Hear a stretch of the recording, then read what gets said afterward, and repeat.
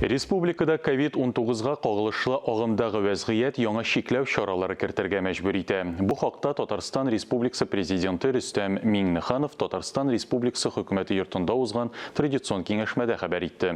Татарстан Президенты искәртшергәнчә, республиканың баш дәүләт санитар табибы указы белән иртәгә 9 ноябрьдән медицина искәрмәләре булган яки соңгы 6 ай эчендә авырган затлардан тыш беренче прививканы ясатмаган хезмәткәрләрне эштән читләштерү күрсәтмәсе бирелде. Халыкны коронавирус инфекциясеннән вакцинацияләү дәвам итә, әмма Рөстәм Миңнеханов киңәшмә барышында 60 яшьтән өлкәнрәкләр арасында вакцинацияләү тиешле дәрәҗәдә булмавын билгеләп үтте.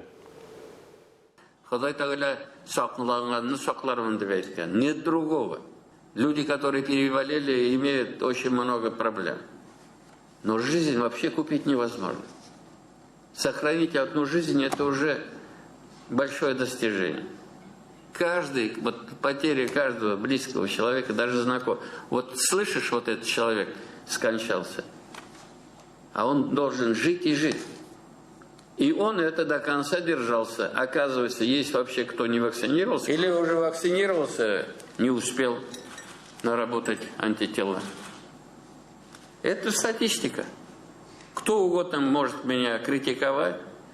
Значит, но мы будем принимать меры принудительные.